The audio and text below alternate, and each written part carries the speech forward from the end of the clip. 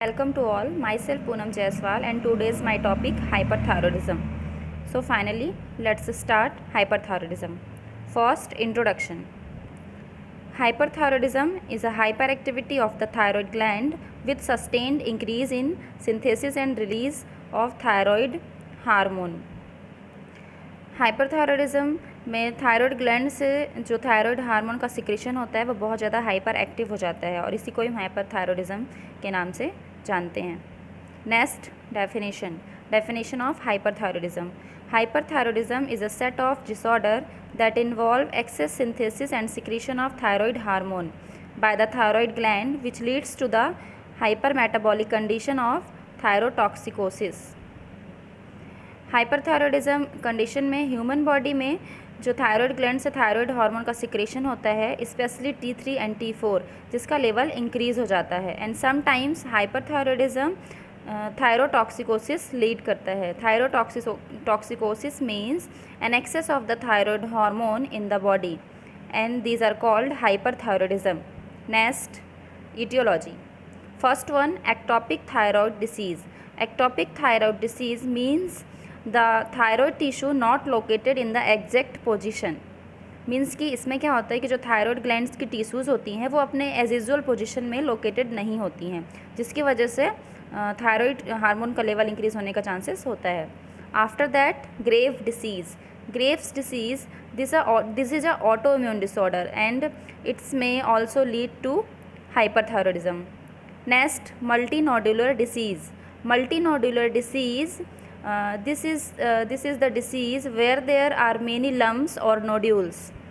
Means कि multi nodular disease एक ऐसे डिसीज़ कंडीशन है जिसमें कि कई तरह की जो लम्स होते हैं या नोड्यूल्स होते हैं वो लोकेटेड हो जाते हैं. एंड नेक्स्ट, सब एक्यूट थायरोडाइटिस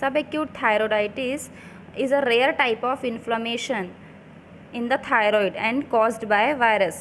सब एक्यूट थायरोडाइटिस क्या होता है कि थायराइड ग्लैंड में इन्फ्लामेशन होता है जो कि वायरल इन्फेक्शन की वजह से होता है. Next, injection of thyroid hormone means कि थायराइड हार्मोन की जो पिल्स होती हैं, जो मेडिसिन होती हैं, उसका बहुत ज़्यादा ओवर इनटेक करने की वजह से भी थायराइड हार्मोन का लेवल इंक्रीज़ हो जाता है. After that, pituitary disease means कि पिट्यूटरी ग्लैंड में कोई अगर डिसीज़ कंडीशन कॉज हुई है, इंजुरी हुई है या ट्यूमर फॉर्मेशन हुआ है, उसकी वजह से भी थायराइड हार्मोन का लेवल इंक्रीज़ हो सकता है. Next, injection of food containing thyroid hormone means कि ऐसा फूड इंटेक करना जिसमें थायराइड हार्मोन का लेवल इंक्रीज़ होने के चांसेस होते हैं. जस्ट लाइक फिश हो गया, योगर्ट हो गया and strawberry. Next, high dietary iodine intake और very low dietary intake means कि आयोडीन इंटेक बहुत ज़्यादा अमाउंट में करने से या बहुत ज़्यादा लो अमाउंट में करने से भी हाइपरथायरॉयडिज्म हो सकता है. आयोडीन जैसे कि किस में प्रेजेंट होता है, जस्ट लाइक स्ट्रॉबेरी हो गया, फिश हो गया, बैग्ड पोटैटो हो गए, तो इन सब डाइट्स में जो होता है वो आयोडीन ज़्यादा मात्रा में पाया जाता है. Last, genetic factor is also causes of hyperthyroidism. Next, pathophysiology. Hyperthyroidism characterized by loss normal regulatory control of thyroid hormone secretion. Its lead to the action of thyroid hormone on the body is stimulatory hypermetabolism result. Its lead to increase sympathetic nervous system activity. Its lead to alteration secretion and metabolism of hypothalamic pituitary and gonadal hormone. Its lead to excessive amount of the thyroid hormone stimulate the cardiac system and increase the adrenergic receptors. Its lead to tachycardia and increased cardiac output, stroke volume and peripheral blood flow. Its lead to negative nitrogenous balance, lipid depletion and the resultant state of nutritional deficiency. These are leads to hyperthyroidism. Next, we will explain pathophysiology. Hyperthyroidism characterize by loss normal regulatory control of the thyroid hormone secretion. Means कि first one क्या होता है कि due to aetiological factor, any causes, any infection, any genetic factor, जो hormone thyroid hormone होता है उसका secretion ज़्यादा हो जाता है, जिसकी वजह से बॉडी में थायराइड हार्मोन का स्टिमुलेशन होने लगता है। स्टिमुलेट मतलब कि हाइपर एक्टिव हो जाना, हाइपर एक्टिव होता है और हाइपर मेटाबॉलिज्म भी हो जाता है। हाइपर मेटाबॉलिज्म मीन्स कि increase metabolic activity. After that sympathetic nervous system activity increase हो जाती है। सिंपैथेटिक नर्वस सिस्टम इंक्रीज़ होने की वजह से क्या होता है कि जो हार्ट रेट होता है वो भी इंक्रीज़ हो जाता है। And pituitary and gonadal hormone also, जो पिट्यूटरी एंड गोनेडल हार्मोन का जो सिक्रीशन होता है वो भी अल्टर्ड हो जाता है या तो एबनॉर्मल हो जाता है। And thyroid hormone excessive amount में स्टिमुलेट होता है, जिसकी वजह से कार्डियक सिस्टम में भी अफेक्ट करता है। May be patient suffering from tachycardia और bradycardia. And cardiac output increase हो जाता है। Stroke volume and peripheral blood flow are also increased. And negative nitrogenous balance, negative nitrogenous balance means the amount of nitrogen excreted from the body are also increase or imbalance. Lipid depletion means reduction in the plasma lipid, and these are resulted to the hyperthyroidism. Next, clinical manifestation of the hyperthyroidism. First one, intolerance to heat, fine and straight hair, bulging eyes means की जो ice होती हैं वो बहुत ज़्यादा bulging या swelling उसमें दिखती है। फेशियल फ्लशिंग, जो फेस होता है उसमें भी बहुत ज़्यादा स्वेलिंग समझ में आता है। नेक्स्ट, एनलार्ज थायराइड, जो थायराइड ग्लैंड होती है वो एनलार्जमेंट होती है। Tachycardia, systolic BP, breast enlargement, weight loss, muscles wasting, जो मसल्स होती है बहुत ज़्यादा वीकनेस हो जाती है। Finger clubbing means an abnormal और rounded shape of the nails and fingers.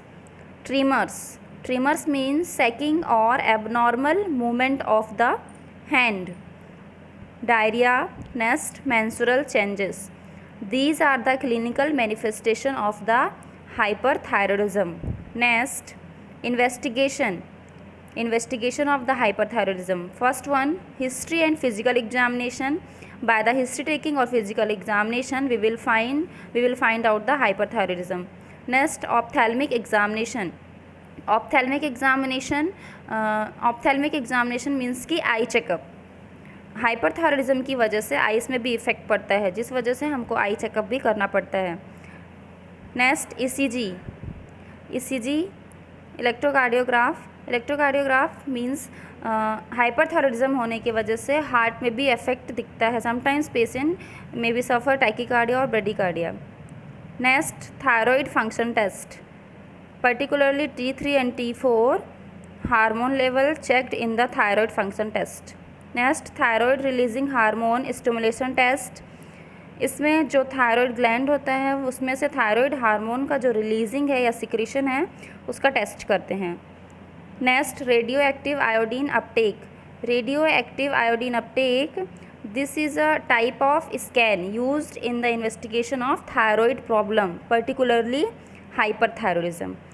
RAIU ये एक ऐसा टेस्ट है जिसमें हम थायराइड ग्लैंड का स्कैन करते हैं, जिससे पता चलता है कि थायराइड ग्लैंड में कोई प्रॉब्लम है या नहीं, और स्पेशली हाइपरथायरॉयडिज्म कंडीशन में ये टेस्ट किया जाता है। नेक्स्ट है थायराइड स्कैन, जिसमें थायराइड ग्लैंड का स्कैन किया जाता है, जिससे कि ये फाइंड आउट होता है उसमें कोई ट्यूमर, कोई नोड्यूल्स या कोई इंजुरी तो नहीं है।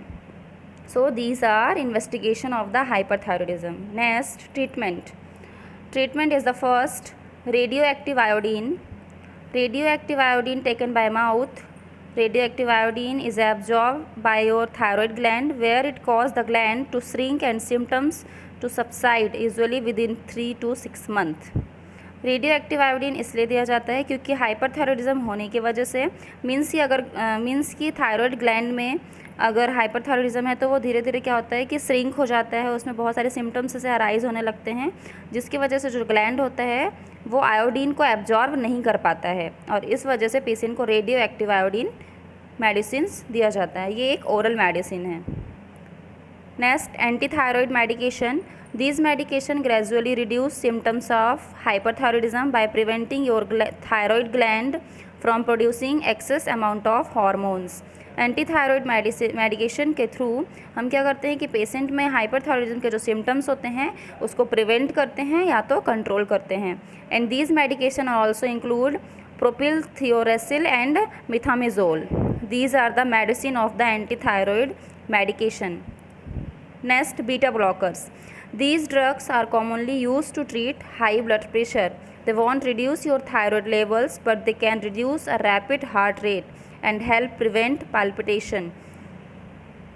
बीटा ब्लॉकर्स जो मेडिसिन होती हैं हाइपरथायरॉयडिज्म में tachycardia, bradycardia, sometimes blood pressure increase होने के चांसेस होते हैं और इस सिम्टम्स को कंट्रोल करने के लिए हम बीटा ब्लॉकर्स देते हैं. बीटा ब्लॉकर्स मेडिसिन के कुछ साइड इफ़ेक्ट्स भी होते हैं. साइड इफ़ेक्ट्स में include fatigue, headache, upset stomach, constipation, diarrhoea और dizziness. So these are the side effect of the beta blockers. If any question, please comment in the comment box. Thank you.